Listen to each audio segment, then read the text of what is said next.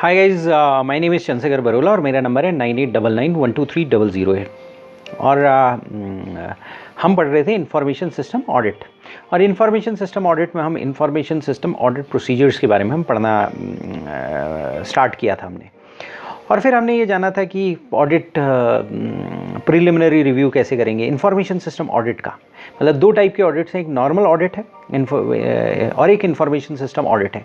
और हमने ये जाना था इंफॉर्मेशन सिस्टम ऑडिट जो होता है वो पर्टिकुलर एक स्पेसिफिक एसेट के लिए होता है और उसके लिए स्पेसिफिक स्पेशलाइजेशन चाहिए होती है, और वो एसेट का नाम होता है इंफॉर्मेशन या डेटा।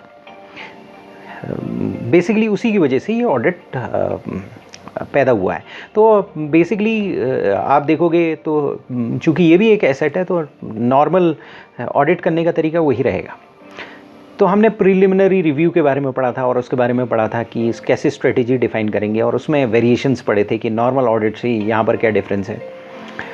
और उसके बाद प्लानिंग के बारे में पढ़ा था। अब हम पढ़ेंगे ऑडिट चार्टर और एंगेजमेंट लेटर के बारे में। तो ऑडिट चार्टर हमने भी ऑडिट चार्टर के बारे में भी पढ़ा था। एक चार्टर होता है, ऑर्गेनाइजेशन का चार्टर होता है, और वो ऑडिटर को रिस्पॉन्सिबिलिटी, अथॉरिटी और अकाउंटेबिलिटी देता है। मतलब ऑडिट चार्टर होगा, असल में क्या होगा, ऑर्गेनाइजेशन में इंफॉर्मेशन सिस्टम ऑडिट डिपार्टमेंट होगा और वो जनरली रिपोर्ट कर रहा होगा। अगर बड़ा ऑर्गेनाइजेशन है, बड़ा ह्यूज ऑर्गेनाइजेशन है, तो वहाँ पर ऑडिट कमेटी होगी, ऑडिट कमेटी को रिपोर्ट कर रहा होगा। क्यों कर रहा होगा ऑडिट कमेटी को रिपोर्ट? क्योंकि वो एक स्पेशलाइज्ड एसेट के लिए ऑडिट कर रहा है, एक स्पेशलाइज्ड एसेट जिसको हम इंफॉर्मेशन एसेट कहते हैं। और इन्फॉर्मेशन एसेट को रखने के लिए सॉफ्टवेयर चाहिए, क्योंकि वो इन्फॉर्मेशन एसेट की प्रोसेसिंग कौन करेगा? सॉफ्टवेयर करेगा। सॉफ्टवेयर के लिए हार्डवेयर चाहिए, हार्डवेयर के लिए हार्डवेयर या कंप्यूटिंग इक्विपमेंट चाहिए। हार्डवेयर और कंप्यूटिंग इक्विपमेंट्स हम कहाँ रखेंगे? कंप्यूटिंग फैसिलिटी में रखेंगे। तो पूरा एक चेन होगी, और ये जो चेन होगी इसका हमें ऑडिट करना है, और इसके लिए हमें एक स्पेशलाइजेशन चाहिए। और लेकिन फिर भी ये डिपार्टमेंट एक पर्टिकुलर एसेट को ऑडिट कर रहा है, और पूरे एसेट्स को ऑडिट करने वाला डिपार्टमेंट जो ऑडिट कमेटी है वो सारे एसेट्स को ऑडिट करेगी, सारे फाइनेंशियल ट्रांजैक्शन को ऑडिट करेगी। तो ये पर्टिकुलर डिपार्टमेंट एक स्पेशलाइज्ड डिपार्टमेंट जो कि ऑडिट कमेटी के अंदर होना चाहिए। तो ऑर्गेनाइजेशन में अगर आपके पास इंटरनल ऑडिट डिपार्टमेंट है, internal audit information system audit department है, सपोज एक डिपार्टमेंट है information system audit department internally organisation में। ये भी हो सकता है कि आप आउटसोर्स कर दो उसे। आउटसोर्स करते हो तो किसी एक सिंगल इंफॉर्मेशन सिस्टम ऑडिटर को आउटसोर्स कर दो, जैसे हम जा रहे हैं ऑडिट करने, ये भी हो सकता है। और ये भी हो सकता है कि एक external independent professional IAS audit firm है उसको आउटसोर्स कर रहे हो, या कोई एक पर्टिकुलर एजेंसी को आउटसोर्स कर रहे हो।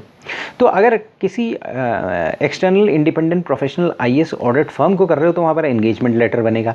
और अगर ऑर्गेनाइजेशन के अंदर डिपार्टमेंट है, इंफॉर्मेशन सिस्टम ऑडिट डिपार्टमेंट है, तो क्या होगा, वहाँ पर ऑडिट चार्टर के अनुसार काम चलेगा।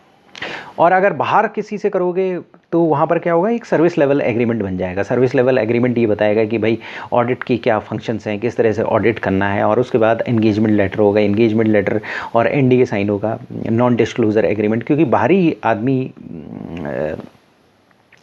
के पास एनडीए होना बहुत ज़रूरी है, क्योंकि हमारी इन्फॉर्मेशन उसके पास चली जाएगी, उस ऑडिटर के पास चली जाएगी, तो एनडीए का साइन होना बहुत ज़रूरी है।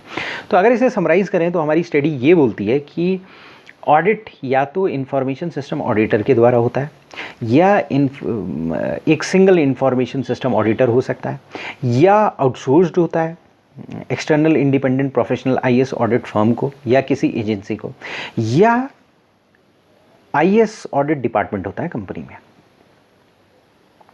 और जब आउटसोर्स होता है तो हो सकता है पार्टली कोई फंक्शन आउटसोर्स हो, फुल्ली आउटसोर्स हो सकता है आपके पास एक्सपर्टीज़ नहीं है, या पर्टिकुलर बैंक के पास एक्सपर्टीज़ उतनी नहीं है और उसने एक बड़ी रेप्यूटेड फर्म को ऑडिट करने के लिए लिया हुआ है और केवल अपने सेंट्रलाइज्ड डेटाबेस को ऑडिट करने के लिए दिया हुआ, बाकी ऑडिट उसके बाद उसका इंटरनल ऑडिट डिपार्टमेंट कर लेगा।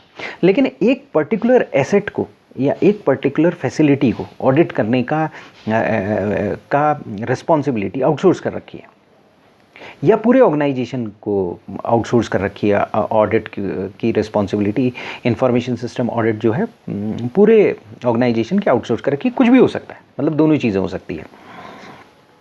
दोनों केसेस में एक ऑडिट चार्टर होता है। चार्टर में क्या होता है कि ऑडिट फंक्शंस होते हैं, कि क्या क्या, मतलब ऑडिट चार्टर बेसिकली मैंडेट करता है, मैंडेट देता है ऑडिट फंक्शंस का कि क्या क्या ऑडिट फंक्शंस होने चाहिए। ऑडिट फंक्शंस अगर मान लिया सपोज इंटरनली अवेलेबल हैं तो ऑडिट चार्टर रिस्पॉन्सिबिलिटी बताएगा, अथॉरिटी बताएगा, अकाउंटेबिलिटी बताएगा, तीनों चीज़ बताएगा इंटरनल ऑडिट डिपार्टमेंट की। अगर एक ऑडिट डिपार्टमेंट अंदर है तो उसकी,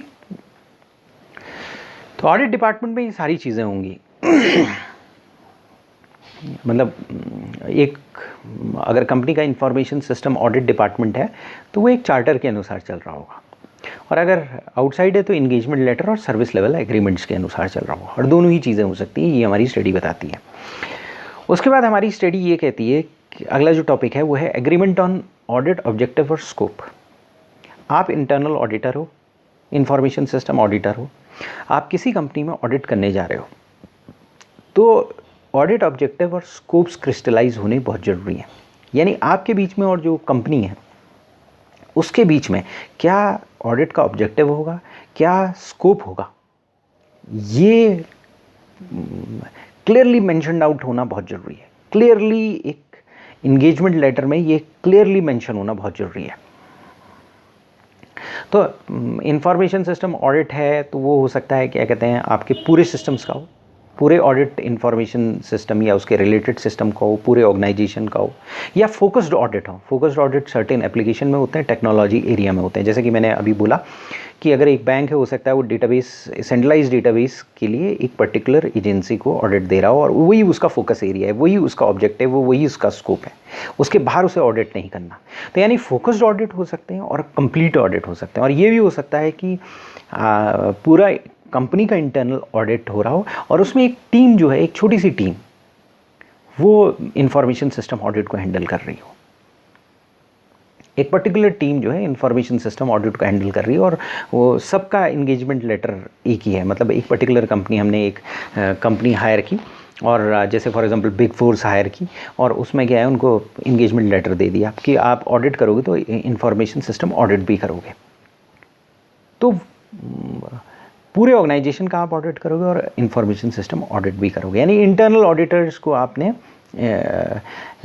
इंटरनल ऑडिट के स्कोप में ही इंफॉर्मेशन सिस्टम ऑडिट मर्ज कर दिया।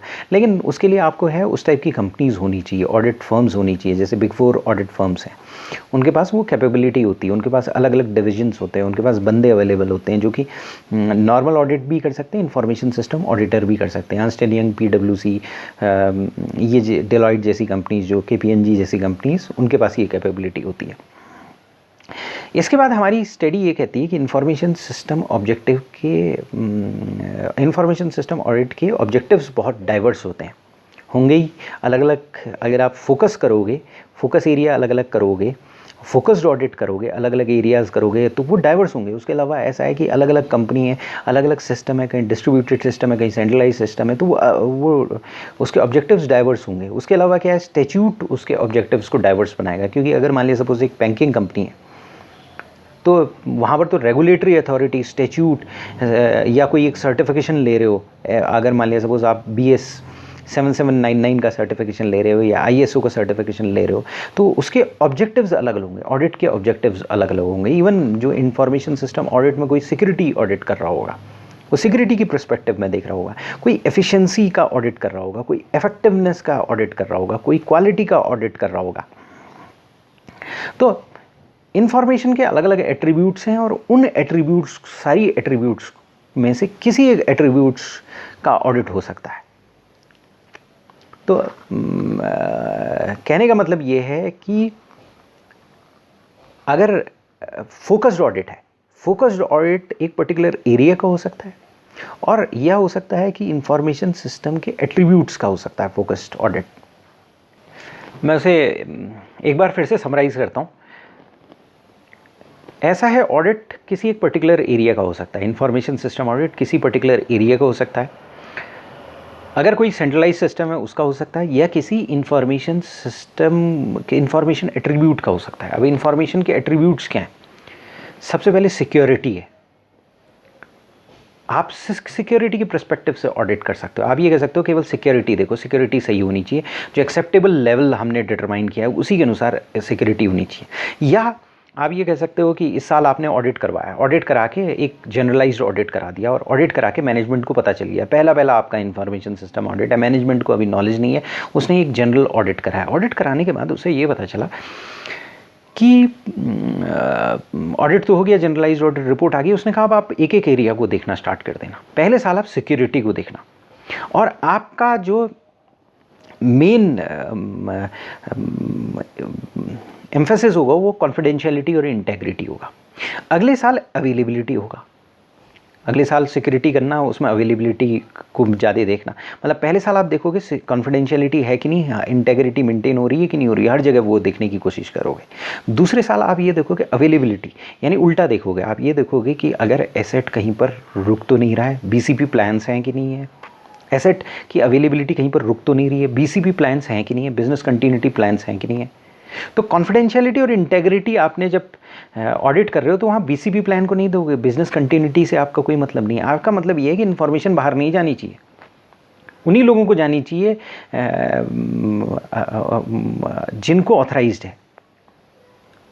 दूसरे ईयर आप ये देख रहे हो कि इन्फॉर्मेशन अवेलेबल होनी चाहिए जहाँ अवेलेबिलिटी रिक्वायर्ड है, यानी बिजनेस कंटिन्यूटी प्लान हैं कि नहीं है ये देखना पड़ेगा, क्योंकि अवेलेबिलिटी का रूल ये है कि जिसको अवेलेबल होनी चाहिए इन्फॉर्मेशन बिल्कुल होनी चाहिए। आप बैंक के अकाउंट में जाओ, एटीएम में जाओ, आपका अकाउंट है, आपको इन्फॉर्मेशन अवेलेबल होनी चाहिए। कहीं ऐसा आप बैंक के एटीएम में गए, आपको पैसा नहीं निकल रहा, आधे घंटे बाद फिर नहीं निकल रहा, 1 घंटे बाद फिर गए, आप इरिटेट हो जाओगे। कहीं आपका किसी को तबीयत ख़राब हो गई, हॉस्पिटल में है, एटीएम से पैसा निकालने के लिए कोशिश कर रहे हो, निकल ही नहीं रहा है क्योंकि इन्फॉर्मेशन की अवेलेबिलिटी नहीं है। तो अलग अलग एट्रीब्यूट्स का आप ऑडिट कर सकते हो, टारगेट कर सकते हो, आप क्वालिटी को कर सकते हो। क्वालिटी में आप इफेक्टिवनेस देख सकते हो और एफिशिएंसी देख सकते हो, दोनों चीज़ें देख सकते हो। इफेक्टिवनेस का मतलब क्या हुआ? इफेक्टिवनेस का मतलब आप अपने टारगेट को रीच कर रहे हो, गोल की तरफ जा रहे हो कि नहीं जा रहे हो। इफेक्टिवनेस का मतलब इतना होता है। एफिशिएंसी का मतलब आप ये देख रहे हो कि हर चीज़ एफिशिएंट है कि नहीं है, कॉस्ट इफेक्टिव है कि नहीं है। दोनों अलग अलग चीज़ें। जब आप ऑडिट करोगे तो आपको पता चलेगा ये दोनों पर्सपेक्टिव अलग हैं, दोनों कई जगह पर जाके मिलते हैं। मतलब 60% जगह दोनों जाके मिलेंगे, लेकिन 40% टाइम में आप दोनों में डिफरेंसेस देखोगे जब आप ऑडिट कर रहे होगे। सिंपल सी बात ये है, अगर एक दवाई आपने ली और दवाई आपको आयुर्वेदिक दवाई है, 6 महीने खाने के बाद, या वो होम्योपैथिक दवाई है, 6 महीने बाद इफेक्ट करती है और बीमारी से दूर कर लेती है, वो इफेक्टिव है। लेकिन एफिशिएंट नहीं है। एफिशिएंट है कि आपने इंजेक्शन लगाया, एलोपैथी लगाया और ऑब्जेक्टिव आपका मीट आउट हो गया। तो दोनों अलग अलग चीज़ें हैं। तो एक बार आप जब क्वालिटी के टर्म्स में देखोगे तो इफेक्टिवनेस देखोगे, और दूसरी बार ये देखोगे कि एफिशिएंट है कि नहीं है। पहले इफेक्टिवनेस देखोगे, गोल्स मीट आउट हो रहे हैं कि नहीं। ऑर्गेनाइजेशन एम्फेसाइज करेगा कि आप इफेक्टिवनेस देखो इस पीरियड में। जैसे फॉर एग्जांपल एक नॉर्मल ऑडिट होता है, नॉर्मल ऑडिट होता है, इंटरनल ऑडिट होता है, तो वो एक जनरलाइज्ड ऑडिट होता है जब पहली बार होता है। दूसरी बार मैनेजमेंट बोलता है यार तुमने ऑडिट तो हमारा किया, फाइनेंस का ऑडिट तो कर दिया, इंटरनल ऑडिट पहली बार जब किया, सेकेंड टाइम आप HR का ऑडिट करना ज़्यादा डीप जाके, अगली बार एडमिन का ऑडिट करना डीपली। उसके बाद आपका स्पेसिफिक एरिया जहाँ पर आपका फोकस होना चाहिए वो परचेजेस का ऑडिट होना चाहिए, अगली बार सेल्स का ऑडिट होना चाहिए, अगली बार कलेक्शन का ऑडिट होना चाहिए। तो यानी कि आपने अलग अलग एरिया, फोकस एरिया बना दिए। वो एक इंटरनल ऑडिटर हर साल आता है, जनरली अपनी ऑडिट प्लान करता है और वो देखता है कि इस साल तो हमें नॉर्मल चीज़ें देखनी है, मतलब इस साल जो है नॉर्मल चीज़ें तो देखनी ही देखनी है, नॉर्मल ऑडिट तो करना ही करना है, इंटरनल ऑडिट, लेकिन फोकस किस एरिया में करना है, फोकस इस एरिया में करना है। तो यहाँ पर एक्सटेंट ऑफ चेकिंग हम बढ़ा देंगे, बाकी एरिया में हम नॉर्मल चेकिंग करेंगे। तो यही चीज़ हमारा इंफॉर्मेशन सिस्टम ऑडिट के बारे में हमारी स्टडी कहती है। वो कहती है कि information system audit target based audit हो सकते हैं, और ये हो सकता है कि आप जनरलाइज्ड वे में हर साल आओ और एक जनरलाइज्ड वे में एक व्यू, सारी चीज़ों को एक सैम्पलिंग टेक्निक से आप पर्टिकुलर एरिया ले लो, लेकिन एक particular area in depth audit करो, और वो एरिया पर्टिकुलर एट्रीब्यूट हो इन्फॉर्मेशन का। तो हमारी स्टडी कई एट्रीब्यूट्स बताती है। सबसे पहले सिक्योरिटी बताती है। सिक्योरिटी में कॉन्फिडेंशियलिटी, इंटेग्रिटी और अवेलेबिलिटी आती है। ये इन्फॉर्मेशन की भी कॉन्फिडेंशियलिटी, इंटेग्रिटी और अवेलेबिलिटी होनी चाहिए, इन्फॉर्मेशन सिस्टम की भी होनी चाहिए, दोनों की होनी चाहिए। इन्फॉर्मेशन बहुत वैल्यूएबल है, इन्फॉर्मेशन को वैल्यूएबल बनाए रखने के लिए पूरा एक सिस्टम होता है पीछे। पीछे से। तो दोनों की ही कॉन्फिडेंशियलिटी बहुत ज़रूरी है, क्योंकि इन्फॉर्मेशन तक पहुंचने के लिए आपको उसके सिस्टम को कॉम्प्रोमाइज़ करना पड़ता है। इन्फॉर्मेशन को डैमेज करने के लिए उसके सिस्टम को डैमेज करना पड़ता है। आपने सिस्टम को डैमेज कर दिया, इन्फॉर्मेशन गायब हो गई। इन्फॉर्मेशन को अवेलेबल कौन कराता है? आपका सिस्टम ही इन्फॉर्मेशन कराता है। इन्फॉर्मेशन में आप घुसते हो तो लॉजिकल मेथड से घुसते हो, और वो सिस्टम के अंदर घुसते हो, और वहाँ पर इन्फॉर्मेशन होती है। तो बेसिकली कॉन्फिडेंशियलिटी और इंटेग्रिटी और अवेलेबिलिटी 3 चीज़ें होती हैं। कॉन्फिडेंशियलिटी का मतलब यह है कि आप अनऑथराइज्ड डिस्क्लोजर नहीं करोगे, अनऑथराइज्ड एक्सेस नहीं दोगे। किसका? इन्फॉर्मेशन को और इन्फॉर्मेशन एसेट का। कोई भी आदमी आपके सिस्टम में आए, कोई प्रोसेसिंग करके निकल ले। आज की डेट में एक जैसे फॉर एग्जांपल आपका सिस्टम है और एक पर्टिकुलर वायरस आया, वायरस ने आपका एरिया यूज़ किया, प्रोसेसिंग की, और वायरस निकल गया। सपोज़ थोड़ी वायरस निकलता नहीं है ऐसे, लेकिन ये समझ लीजिए वायरस डिटेक्ट हुआ और वो उसको नष्ट कर दिया गया। लेकिन उसने सिस्टम के आपके रिसोर्सेज को यूज़ कर लिया, अनऑथराइज्ड यूज़ कर लिया। उसने आपको डैमेज नहीं किया, उसने अनऑथराइज्ड यूज़ किया। 2 चीज़ें यहाँ पर हो गई। एक तो सिस्टम ने गलत एंटर किया, अनऑथराइज्ड यूज़ किया, और दूसरा सिस्टम को अनऑथराइज्ड, पहला अनऑथराइज्ड एंटर किया और दूसरा सिस्टम को अनऑथराइज्ड यूज़ किया। तो अनऑथराइज सिस्टम का भी यूज़ नहीं होना चाहिए, इन्फॉर्मेशन का भी यूज़ नहीं होना चाहिए, उसको एक्सेस नहीं मिलनी चाहिए, उसको एडिट नहीं होना चाहिए, उसको डिलीट नहीं होना चाहिए, और वो कॉन्फिडेंशियलिटी, इसी तरह से इंटेग्रिटी या अनऑथराइज मॉडिफिकेशन नहीं होनी चाहिए। उसके तीसरी चीज़ अवेलेबिलिटी है। अवेलेबिलिटी क्या है कि जब अवेलेबल होने चाहिए इन्फॉर्मेशन एसेट, जिसको अवेलेबल होने चाहिए, जिस मैनर में होने चाहिए, जिस एफिशिएंसी से होनी चाहिए, उस एफिशिएंसी से अवेलेबल होनी चाहिए। मानो बड़ा आप एक वीडियो देख रहे हो, यूट्यूब का वीडियो देखते हो, अगर 3G कनेक्शन है आपके पास, उसमें क्या है, वीडियो स्ट्रीम कंटिन्यूस आनी चाहिए। 2G में थोड़ा सा हल्की स्पीड आती है, लेकिन आपका सिस्टम आपको 3G की जगह 4G आपने लगा दिया, लेकिन वो इन्फॉर्मेशन उतनी तेज़ी से आ नहीं रही है, रुक रुक कर आ रही है आपकी। तो वो अवेलेबिलिटी कॉम्प्रोमाइज़ हो गई वहाँ पर आपकी। जिस एफिशिएंसी से इन्फॉर्मेशन आनी चाहिए, उस एफिशिएंसी से इन्फॉर्मेशन आनी चाहिए, यानी जो स्टैंडर्ड है एफिशिएंसी का, वो स्टैंडर्ड होना चाहिए। अगर कई बार क्या होता है कि कंप्यूटर में वायरसेस आते हैं और वो प्रोसेसिंग स्पीड बहुत कम कर देते हैं, वर्म्स आते हैं, वो आपस रेप्लिकेट करते हैं और वो आपकी प्रोसेसिंग स्पीड कम करते हैं। इन्फॉर्मेशन आपको मिलती तो है, लेकिन बहुत हल्के मिलती है, अवेलेबिलिटी कॉम्प्रोमाइज़ हो गई। तो as an information system auditor आपको ये सारी चीज़ देखनी पड़ेगी। दूसरी क्वालिटी मतलब कितनी इफेक्टिव है इंफॉर्मेशन सिस्टम और टेक्नोलॉजी, जो एक्सपेक्टेड रिक्वायरमेंट्स हैं उसको मीट आउट कर रही है कि नहीं कर रही है। इफेक्टिवनेस का मतलब क्या है? हमने बोला कि गोल को पहुंचना है। इफेक्टिवनेस मतलब यानी गोल कॉन्ग्रुएंस है कि नहीं, हमारे सिस्टम और टेक्नोलॉजी और सिस्टम रिसोर्सेज हमें गोल की तरफ ले जाने की कोशिश कर रहे हैं कि नहीं कर रहे हैं, उससे उधर की तरफ मूव कर रहे हैं कि नहीं कर रहे हैं, मेन ऑब्जेक्टिव को मीट आउट कर रहे हैं कि नहीं कर रहे हैं, ये इफेक्टिवनेस आ जाएगा। इसके बाद एफिशिएंसी होती है। एफिशिएंसी में क्या होता है कि कितने एफिशिएंट हैं इंफॉर्मेशन सिस्टम और टेक्नोलॉजी। इम्पॉर्टेंट चीज़ ये है, उसमें क्या है, एफिशिएंसी देखी जाएगी, स्पीड देखी जाएगी। कोई चीज़ आपके पास, अगर आप यूट्यूब देख रहे हो और यूट्यूब धीरे धीरे आपको दिखा रहा है, बीच बीच में रोक रहा है, फिर दिखा रहा है, फिर दो रोक रहा है, तो गोल तो पूरा कर रहा है लेकिन एफिशिएंसी नहीं है। इसी तरीके से अगर कोई चीज़ प्रोसेस हो रही है, डेटा प्रोसेस हो रहा है, जिस स्पीड से होना चाहिए उतना होना चाहिए, और जितने रिसोर्स यूज़ करना चाहिए उतना ही करना चाहिए, ज़्यादा नहीं करना चाहिए। जितनी CPU की स्पेस यूज़ करना चाहिए उसे उतना ही यूज़ करना चाहिए। जितने मालूम पड़ा, ये आपके पास सुपर कंप्यूटर है। सुपर कंप्यूटर क्या होता है? सुपर कंप्यूटर बहुत बड़ा, जो उसके बारे में हमने पहले पढ़ चुके हैं। सुपर कंप्यूटर जो है एटॉमिक एनर्जी, वेदर फोरकास्टिंग, इन सब चीज़ों के लिए यूज़ किया जाता है, क्योंकि उसमें ह्यूज डेटा आता है और ह्यूज नंबर क्रंचिंग होती है सुपर कंप्यूटर में।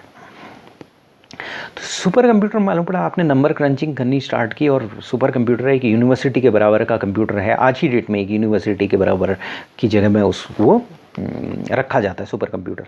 उतने सारे CPUs होते हैं उसमें, उतनी सारे पैरेलल प्रोसेसिंग हो रही होती।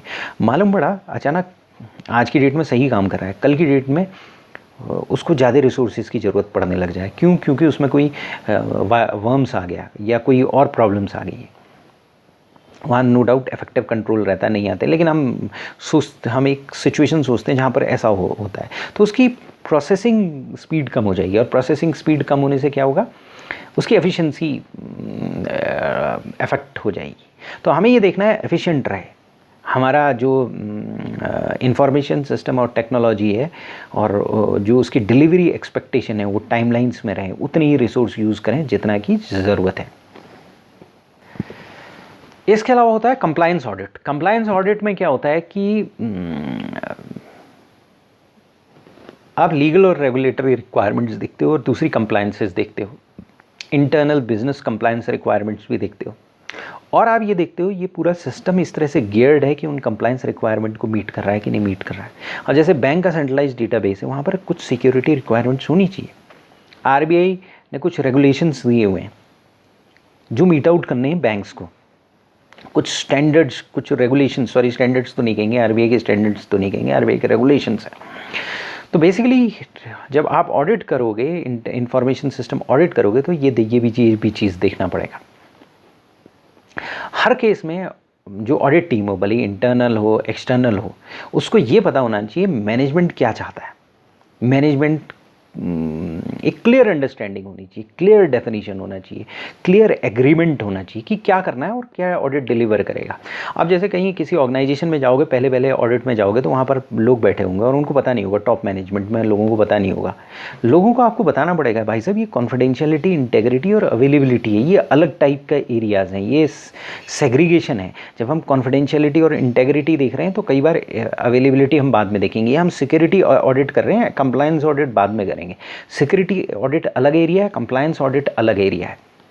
एफिशिएंसी, कई बार हम एफिशिएंसी और इफेक्टिवनेस देख रहे हैं तो वो स्कोप अलग है, उसका स्कोप अलग है। अगर मान लिया सपोज हम एक पर्टिकुलर, कई बार हम सेंट्रलाइज सर्वर देख रहे हैं तो बाद में हम अगली बार डिस्ट्रीब्यूटेड सिस्टम देखेंगे।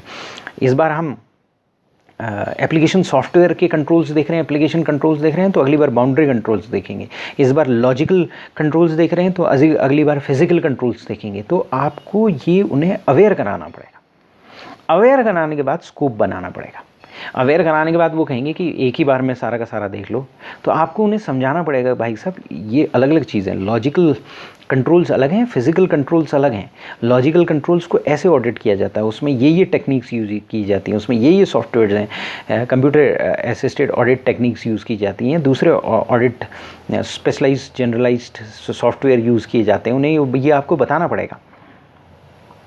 तब जाके उन्हें समझ में आएगा कि हाँ ये सेग्रीगेटेड एरियाज़ हैं, और उसके बाद स्कोप डिटरमाइन होगा। और स्कोप क्लियरली क्रिस्टलाइज करना पड़ेगा पहली बार आपको। बाद में धीरे धीरे मैनेजमेंट समझने लगता है, मैनेजमेंट को नॉलेज हो जाती है, मैनेजमेंट एफिशिएंट हो जाता है, मैनेजमेंट के पास वो परसेप्शन आ जाता है, और फिर उसके पास ये भी पता चल जाता है कि सिक्योरिटी इश्यूज़ क्या हैं, उससे पता चल जाता है, प्रैक्टिकल प्रॉब्लम्स हैं क्या पता चल जाता है, और फिर वो मैनेजमेंट जो है रीज़नेबल हो जाता है। स्टार्टिंग में वो अनरीज़नेबल होता है, कई टाइम पर वो उतना रीज़नेबल नहीं होता है। तो फाइनली हमारी स्टडी जो है वही चीज़ फिर से रिपीट करती है, वो बोलती है स्कोप और ऑब्जेक्टिव्स आपके क्रिस्टलाइज होने चाहिए और वो टर्म्स ऑफ रेफरेंस में लिख दिए जाने चाहिए, ताकि कहीं पर कोई कन्फ्यूजन नहीं हो। और फिर सिक्योरिटी, क्वालिटी या कंप्लायंस ऑडिट जो भी है, जो भी एरिया है, उसको सेलेक्ट करके उसमें लिख दिया जाना चाहिए। और अगर कोई स्टैट्यूट है, कोई रेगुलेशन है, तो ऑब्जेक्टिव या स्कोप में उसे स्पेल आउट करना चाहिए। ये नहीं है वो कि आपने स्पेल आउट नहीं किया, तो कई बार क्या होगा कि मैनेजमेंट कहेगा ये तो आपका आपको वो काम करना है, क्योंकि आप वो ऑडिट कर रहे हो। तो जो रेगुलेशन, मान लिया इंफॉर्मेशन टेक्नोलॉजी एक्ट है, वो कहती है कि सर्टिफाइंग अथॉरिटीज़ का ऑडिट करना है। तो एक पर्टिकुलर स्टैट्यूट आप पर एक रिस्पॉन्सिबिलिटी डालता है और आपने वो रिस्पॉन्सिबिलिटी बताई नहीं, तो मैनेजमेंट सोच रहा है कि यार मैनेजमेंट की नज़र में नहीं आया कि इन्होंने ये पर्टिकुलर काम भी किया, ये पर्टिकुलर कंप्लायंस भी किया। तो आपको बताना पड़ेगा ये कंप्लायंस ऑडिट कर रहे हो या नॉन कंप्लायंस ऑडिट कर रहे हो। अगर सिक्योरिटी ऑडिट कर रहे हो तो आपको बताना पड़ेगा ये चीज़ें हमें देखनी है। कंप्लायंस हमें ये बोलता है कि ये चीज़ें तो हमें देखनी है, तो स्कोप और ऑब्जेक्टिव में आप उसे इंक्लूड करना चाहिए कि अकॉर्डिंग टू दिस एक्ट ये स्कोप है, ये चीज़ें हमें ऑडिट करनी है, तो ये स्कोप और ऑब्जेक्टिव में ऑटोमेटिकली आ जाएंगी।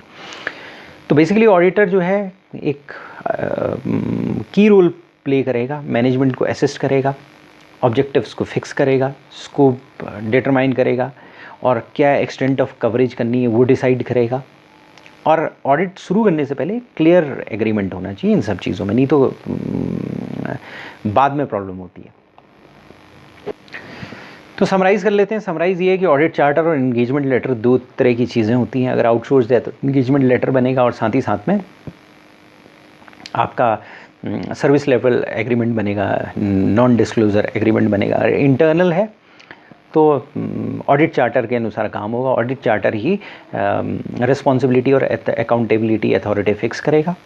और ऑर्गेनाइजेशन में जो ऑडिट कमेटी होती है, generally internal information system audit उसे रिपोर्ट करता है, ऑडिट कमेटी को रिपोर्ट करता है, क्योंकि इंफॉर्मेशन सिस्टम ऑडिटर एक पर्टिकुलर टाइप का ऑडिट कर रहा है। अब इसमें बहुत सारे वेरिएशन होते हैं। हो सकता है कि इंफॉर्मेशन सिस्टम ऑडिट कर रहा हो कंपनी तो एक पर्टिकुलर रिलेटेड सिस्टम की कर रही हो, या पर्टिकुलर एप्लीकेशन की कर रही हो, पर्टिकुलर टेक्नोलॉजी की एरिया की कर रही हो, या पूरे कंपनी की कर रही हो। क्योंकि कई बार क्या होता है, आप नॉर्मल इन्फॉर्मेशन, आपका कंपनी में एक इन्फॉर्मेशन सिस्टम ऑडिटर है या इन्फॉर्मेशन सिस्टम डिपार्टमेंट है, ऑडिट डिपार्टमेंट है, और उसने किया ऑडिट किया, लेकिन एक पर्टिकुलर टेक्नोलॉजी में वो उनके पास एक्सपर्टीज़ नहीं है, तो वो एक पर्टिकुलर एजेंसी को दे देंगे कि जिनके पास एक्सपर्टीज़ है, और उनसे कहेंगे आओ और इसको ऑडिट करो, इस पर्टिकुलर यहाँ पर ऑडिट करो। तो इन्फॉर्मेशन सिस्टम ऑडिट के ऑब्जेक्टिव काफ़ी डाइवर्स हो सकते हैं, और